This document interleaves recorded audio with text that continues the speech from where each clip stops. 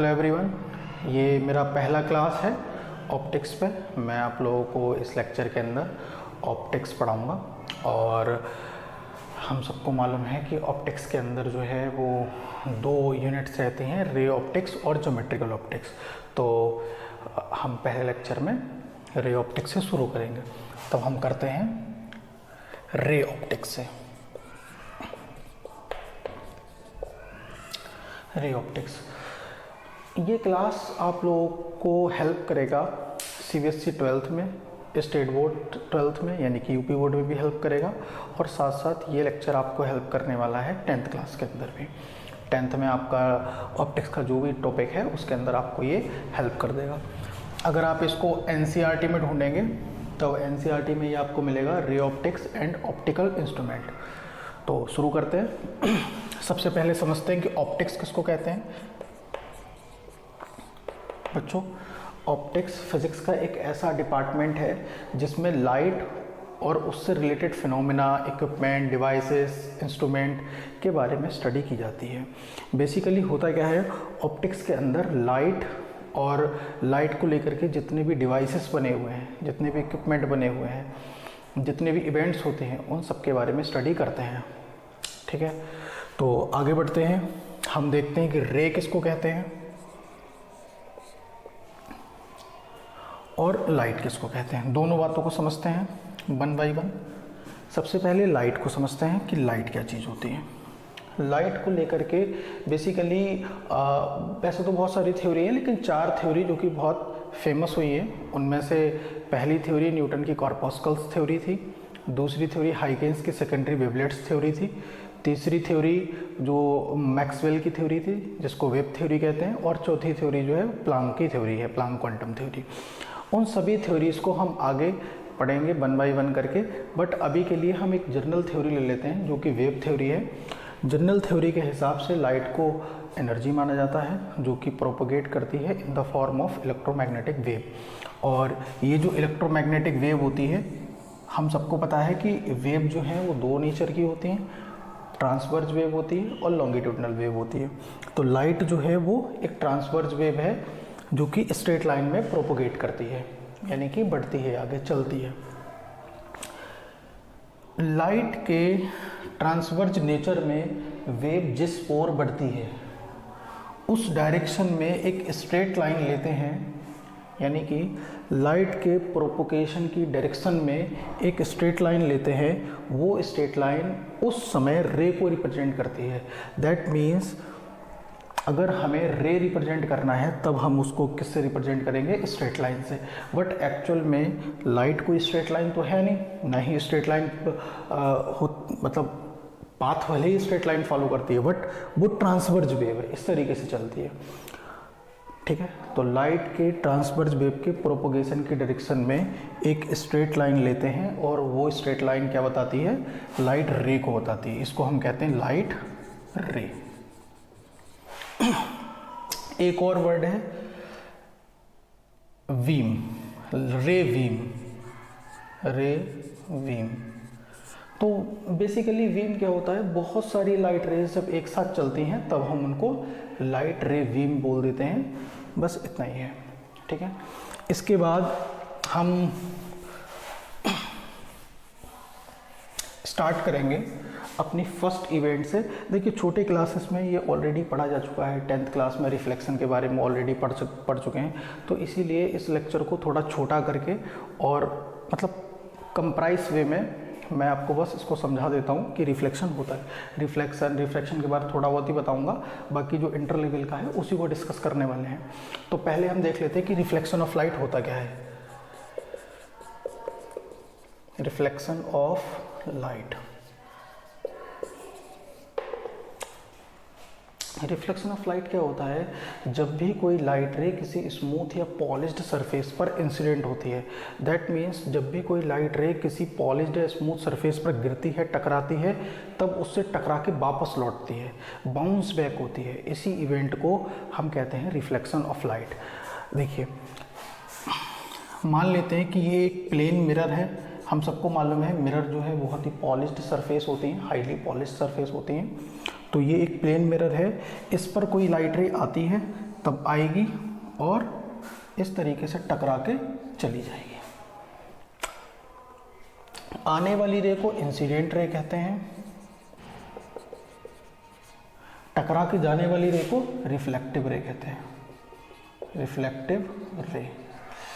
जिस पॉइंट पर लाइट रे आके टकराती है उस पॉइंट को कहते हैं पॉइंट ऑफ इंसिडेंट, यानी कि ए क्या है, पॉइंट ऑफ इंसिडेंट, ठीक है। और आने वाली रे को इंसिडेंट रे कहेंगे, टकरा के जाने वाली रे को रिफ्लेक्टिव रे कहेंगे। पॉइंट ऑफ इंसिडेंट पर 90 डिग्री का एंगल बनाते हुए एक लाइन खींचते हैं, उस लाइन को हम कहते हैं नॉर्मल। यानी कि यहाँ पर इस तरीके से एक लाइन खींचेंगे, इसको कहते हैं नॉर्मल। एन क्या चीज़ है, नॉर्मल। नॉर्मल हमेशा जो भी सरफेस होती है उस पर 90 डिग्री का एंगल बनाता है। अगर कर्व सरफेस हो, दैट मीन्स स्फेरिकल सरफेस हो, तब उसके लिए जो नॉर्मल होता है वो हमेशा सेंटर से पास होता है। अभी यहाँ पर देखते हैं, ये नॉर्मल और इंसिडेंट रे के बीच जो एंगल बनता है उसको इंसिडेंट एंगल कहते हैं। रिफ्लेक्टिव रे और नॉर्मल के बीच जो एंगल बनता है उसको रिफ्लेक्टिव एंगल कहते हैं। इसको आर से रिप्रेजेंट करते हैं। तो क्या इवेंट है, अगर हम इसकी थ्योरी लिखें तब हम ऐसे बोलेंगे, when a light ray strikes on any polished surface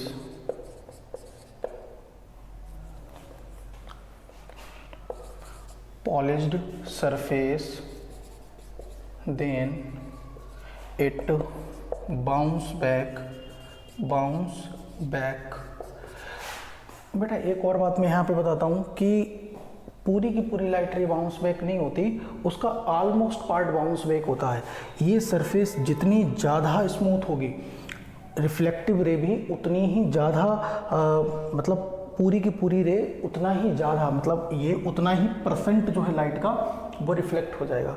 जितना ये कम स्मूथ होगा उतना कम रिफ्लेक्ट होगा। आप सब लोगों ने अपनी डे टू डे लाइफ में देखा होगा कि कुछ जो मिरर्स होते हैं उनसे लाइट तो बहुत ज़्यादा रिफ्लेक्ट होती है, बट कुछ ऐसे मिरर जिनकी पॉलिशिंग ठीक नहीं होती या कुछ घटिया क्वालिटीज़ के होते हैं तब उन पर रिफ्लेक्शन बहुत अच्छा नहीं होता है।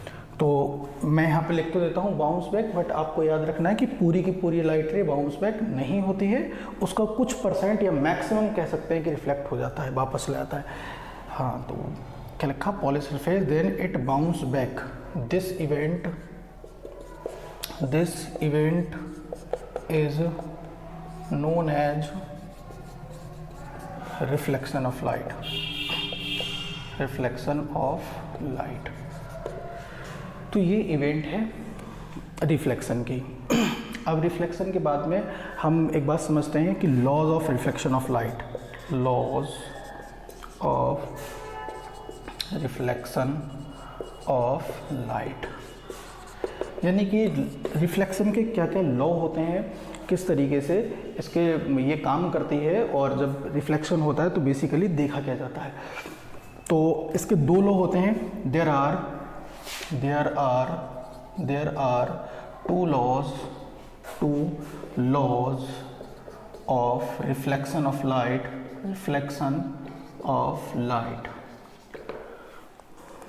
तो फर्स्ट लॉ क्या है, पहला लॉ देखते हैं। फर्स्ट लॉ ये होता है कि incident ray, reflective ray and the normal on the point of incident, तीनों के तीनों ये एक ही प्लेन में होना चाहिए। That means incident ray, reflective रे और नॉर्मल ये एक ही प्लेन में होना चाहिए। ऐसा ना हो कि इंसिडेंट रे किसी और प्लेन में है, रिफ्लेक्टिव रे किसी और, बेसिकली ये तो हमेशा एक ही प्लेन में रहते हैं। नॉर्मल हो सकता है कि कोई भी स्टूडेंट अगर ये इसमें कंफ्यूज हो सकता है कि नॉर्मल एक अलग प्लेन में हो सकता है, बट नॉर्मल सिर्फ एक ही प्लेन में, ये तीनों की तीनों एक ही प्लेन में होना चाहिए। जिस तरीके से मेरा ये बोर्ड है, इस बोर्ड का एक प्लेन है, उस पर ही इंसिडेंट रे आ रही है, उसी पर ही रिफ्लेक्टिव रे आ रही है और उसी पर ही नॉर्मल बना हुआ है। तो पहला लॉ कहता है कि इंसिडेंट रे, रिफ्लेक्टिव रे and the normal and the normal on the point of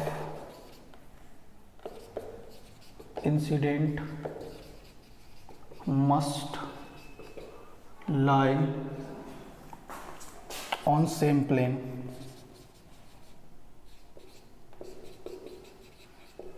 ये तो पहला लॉ कहता है। जो सेकंड लॉ है वो ये कहता है कि इंसिडेंट एंगल जो होगा वो उसको बराबर होना चाहिए रिफ्लेक्टिव एंगल के। जो इंसिडेंट एंगल होगा वो बराबर होगा, इक्वल टू होगा रिफ्लेक्टिव एंगल के। तब यहाँ पर दो लॉ हैं हमारे रिफ्लेक्शन ऑफ लाइट के।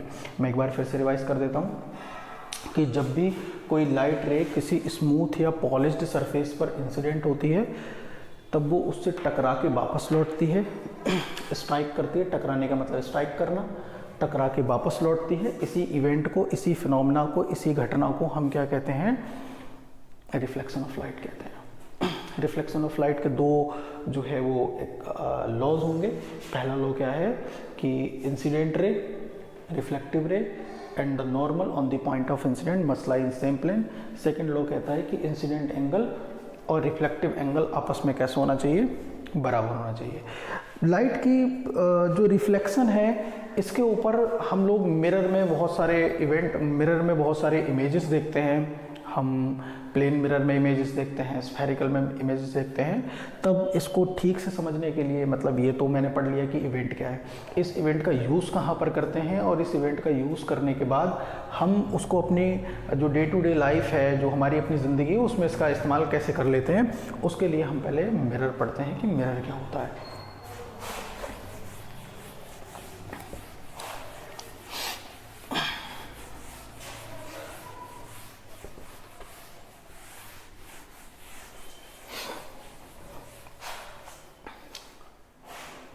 तब हम देखते हैं मिरर क्या है। मिरर बच्चों, मिरर जो है वो बेसिकली एक हाईली पॉलिश्ड सरफेस को मिरर कहते हैं। ज़रूरी नहीं है कि मिरर ग्लास का ही बना हो, किसी भी चीज़ को मिरर कह सकते हैं अगर वो हाईली पॉलिश्ड है और वो लाइट को क्या करता है? रिफ्लेक्ट करता है। मैंने आपको बताया था कि 100% लाइट कभी भी रिफ्लेक्ट नहीं होती है। मैक्सिमम लाइट को अगर रिफ्लेक्ट करता है तब हम उसको मिरर कह देते हैं, मतलब ठीक है। तो यहाँ पर क्या कहेंगे mirror is a highly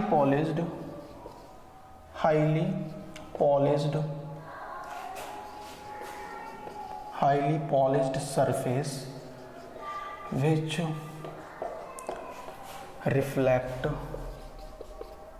which reflect light। यहाँ से भी आपको ये बात पता होना चाहिए कि रिफ्लेक्शन जो है वो 100% कभी नहीं होगा, मैक्सिमम रिफ्लेक्शन हो सकता है। तो हम यहाँ पर हेडिंग देंगे टाइप्स ऑफ मिरर्स।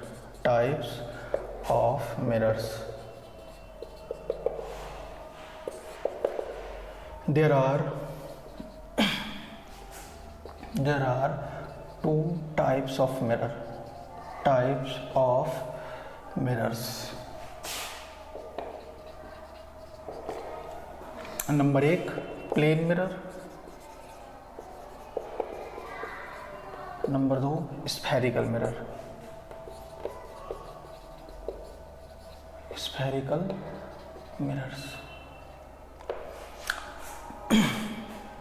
बच्चों प्लेन मिरर क्या होता है कि सबसे पहले पढ़ ही लेते हैं इसको।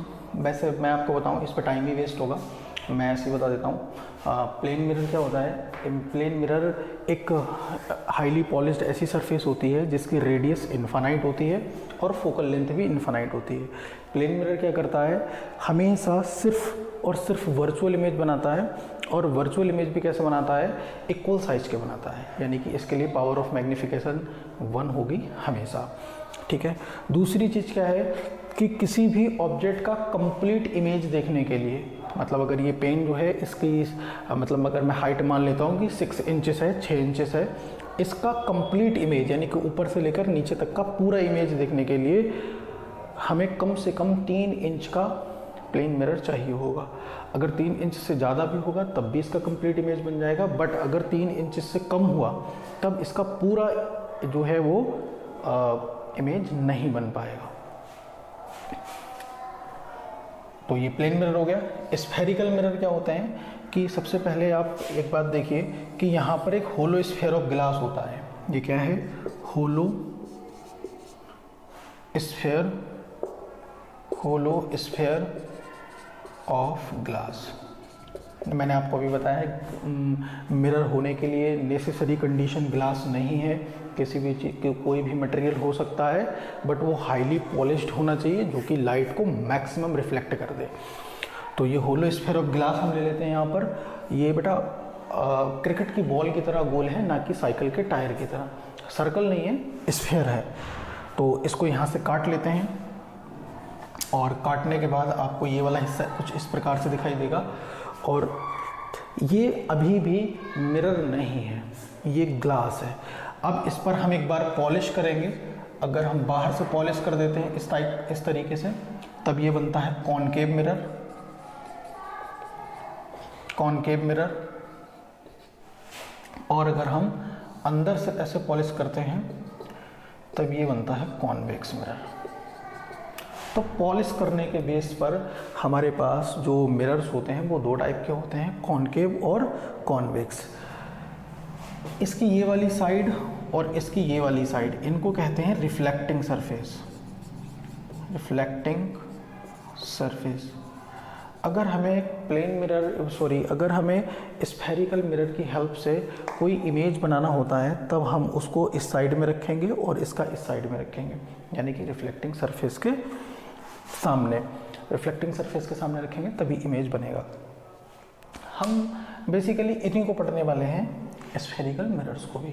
तब एक बार डेफिनेशन देख लेते हैं। तब हम कहेंगे spherical mirror is a cut part from the hollow sphere of glass. It's one side is painted by red oxide paint. ये मेनली कोई भी ऑक्साइड पेंट कर सकते हो, रेड ऑक्साइड पेंट भी कर लेते हैं हम यहाँ पर, रेड ऑक्साइड पेंट भी कर लेते हैं। तो रेड ऑक्साइड का पेंट कर रखा है। तो हमारे पास स्फेरिकल मिरर कितने टाइप के हो गए? कॉनकेव और कॉन्वेक्स। आगे पढ़ लेते हैं। और अगर इनकी डेफिनेशंस की बात आती है कि कॉनकेव मिरर क्या होता है, तो कॉनकेव मिरर में क्या करते हैं? आउटर वाली सरफेस पर रेड ऑक्साइड पेंट करते हैं। कॉन्वेक्स में क्या करते हैं? इनर वाली सरफेस पर रेड ऑक्साइड का पेंट करते हैं। और उसकी जो अपोजिट सरफेसेस होती हैं उनको हम कहते हैं रिफ्लेक्टिंग सरफेसेस, और वहीं से इमेज बनता है। आगे बढ़ते हैं। आगे हम देखते हैं कि ये जो मिरर्स हैं वो किस प्रकार के इमेजेस बनाते हैं और कैसे इमेजेस बनाते हैं। तो अब मेन पॉइंट है यहाँ पर इमेज को लेकर के कि इमेज क्या होता है। तो पहले हमें ये समझना पड़ेगा कि इमेज क्या चीज़ है, किस चीज़ को इमेज कहते हैं, इमेज क्या है, और साथ ही साथ हमको ये भी समझना पड़ेगा कि ऑब्जेक्ट क्या है। किस चीज़ को इमेज कहते हैं और किस चीज़ को ऑब्जेक्ट कहते हैं।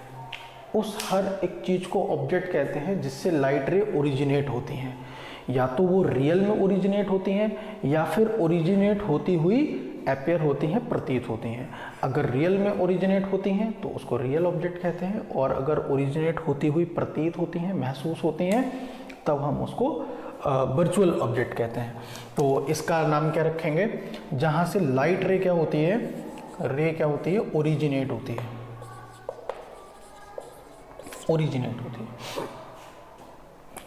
और इमेज क्या होता है? इमेज उस प्लेस को या उस पॉइंट को कहते हैं जहां पर, तो हम इसको, मैं इसका एक पहले डेफिनेशन बता देता हूं आपको। इमेज उस पॉइंट को कहते हैं जहां पर कम से कम दो लाइट रेज या तो रियल में कन्वर्ज होती हैं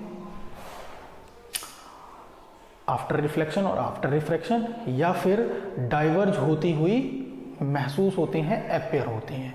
जब वो रियल में कन्वर्ज होंगी तब रियल इमेज बनेगा, और जब वो डाइवर्ज होती हुई प्रतीत होंगी, महसूस होंगी, सीम्स होंगी, तब वहाँ पर वर्चुअल इमेजेस बनेगा। आप लोग प्लेन मिरर में जो भी इमेज देखते हैं वो वर्चुअल इमेज होता है बेसिकली। रियल इमेज हमेशा उल्टे बनते हैं। हम लोग सामान्यतः अपनी डे टू डे लाइफ में उसको एक्सपीरियंस बहुत ही कम कर पाते हैं, क्योंकि वो थोड़ा सा रेयर फिनोमेना है।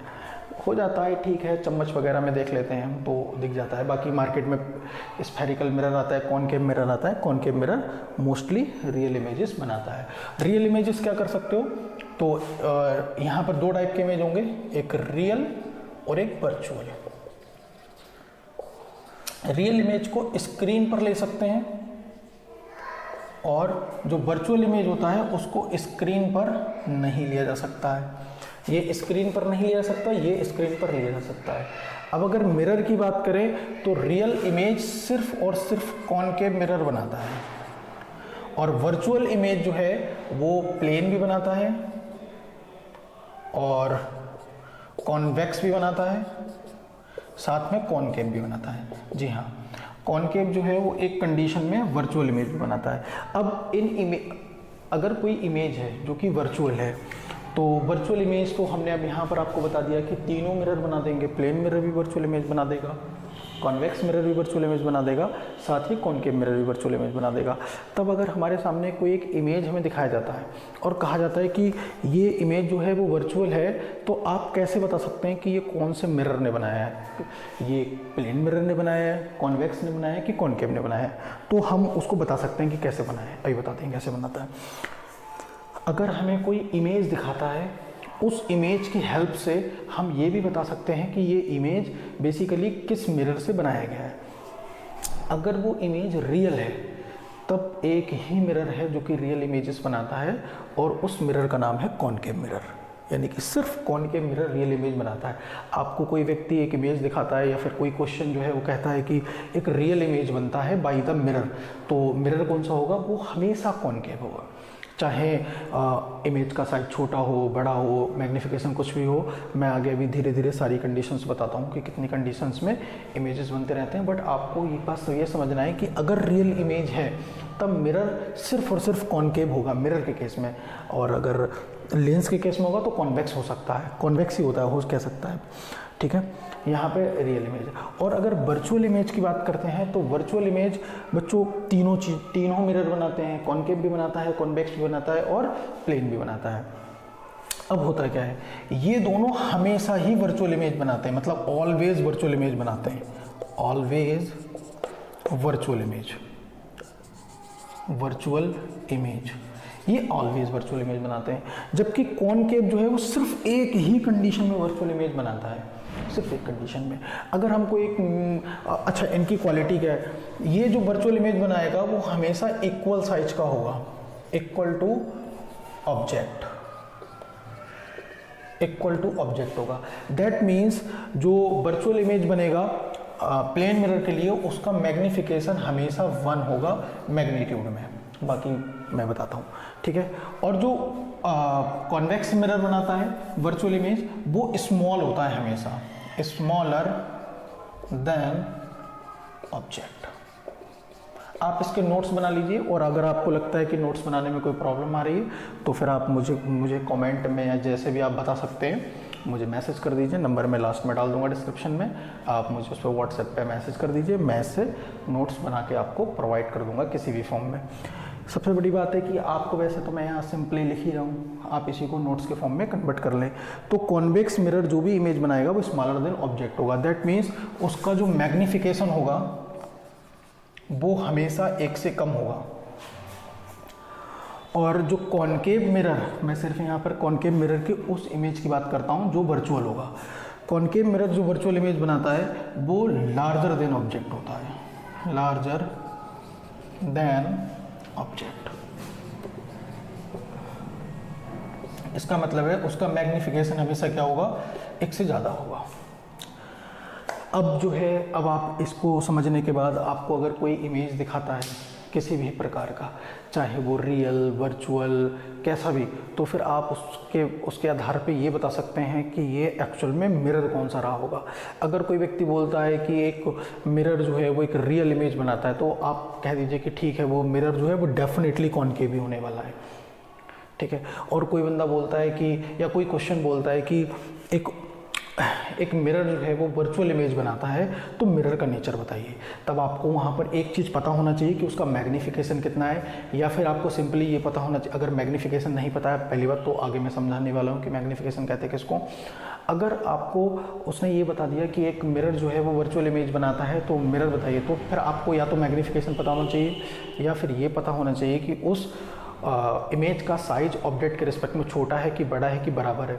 अगर उस इमेज का साइज ऑब्जेक्ट के रिस्पेक्ट में बड़ा है तो वो हमेशा जो बनेगा वो कॉनकेव मिरर से बनेगा, छोटा है तो हमेशा कॉन्वेक्स से बनेगा, और इक्वल है तो हमेशा प्लेन से बनेगा। बस इसके आधार पे आंसर दिया जा सकता है। रियल इमेज क्या होता है, जहाँ पर रियल में जो लाइट रेज हैं, कम से कम एटलीस्ट 2 जो लाइट रेज हैं वो कन्वर्ज होती हैं आफ्टर रिफ्रैक्शन और रिफ्लेक्शन। रिफ्रैक्शन मिरर में रिफ्रैक्शन लेंस में देखने को मिलता है, रिफ्लेक्शन मिरर में देखने को मिलता है। और वर्चुअल इमेज क्या होता है, जहाँ से लाइट रेज डाइवर्ज होती हुई सीम्स होती हैं, अपीयर होती हैं, ठीक है, आफ्टर रिफ्रैक्शन और रिफ्लेक्शन। तो उसको हम क्या कहते हैं, वर्चुअल इमेज कहते हैं। रियल इमेज को स्क्रीन पर लिया जा सकता है, वर्चुअल इमेज को स्क्रीन पर नहीं लिया जा सकता। अब हम ये देखते हैं कि जो हमारे पास मिरर है वो इमेज किस तरीके से बनाते हैं, उनके इमेज बनाने की क्या प्रोसेस है। और उससे पहले भी हम ये देखेंगे कि जो कुछ डेफिनेशंस रहती हैं और कुछ साइन कन्वेंशन रहते हैं, उनके बारे में भी देखते हैं। तो पहले तो हम एक बात देख लेते हैं, कुछ डेफिनेशन देख लेते हैं मिरर से रिलेटेड। तो हम यहाँ पर देखेंगे सम डेफिनेशंस अबाउट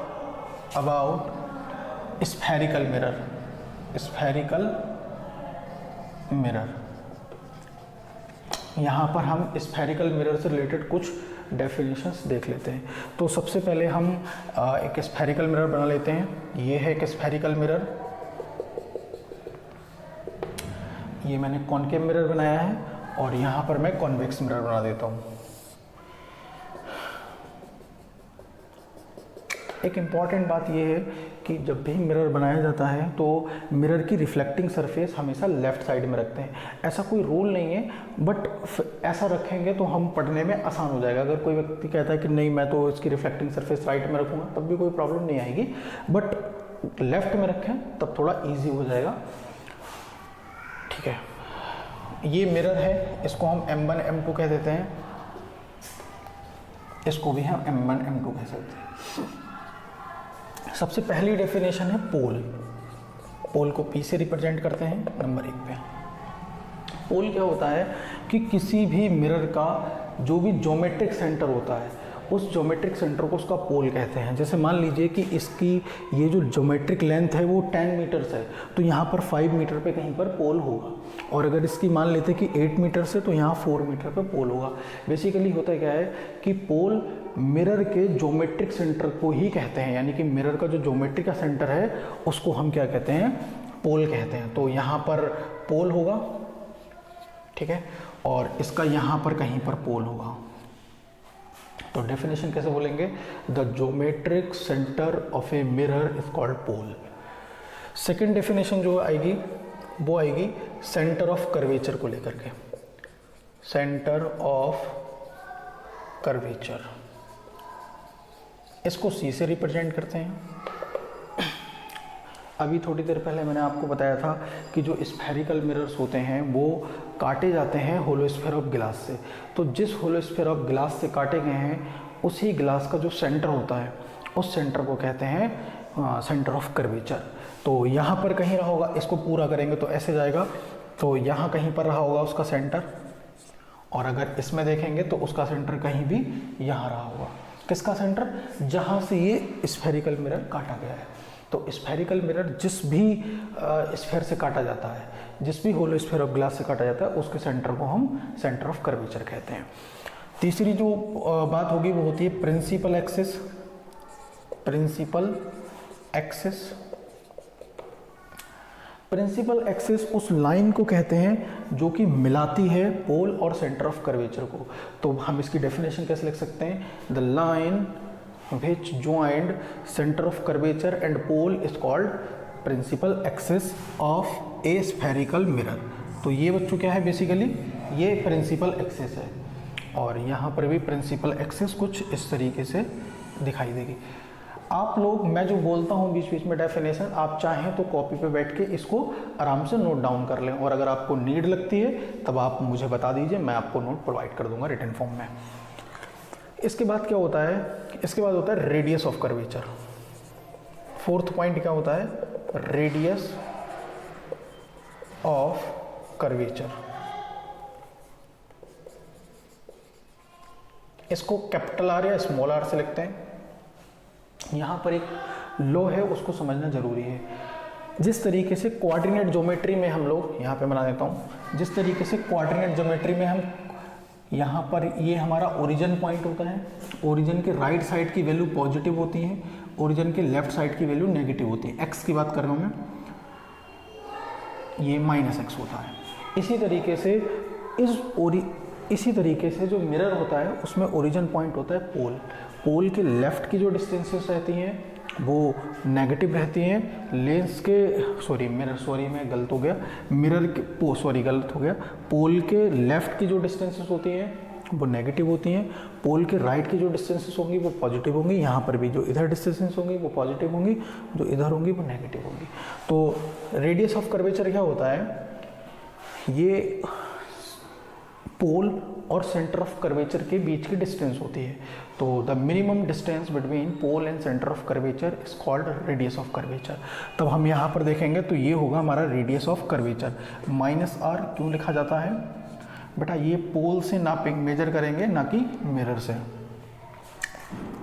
ये माइनस साइन ये बताता है कि ये लेफ्ट साइड में है, और अगर यहाँ पर बात करें तब ये कितना हो जाएगा, ये +r होगा।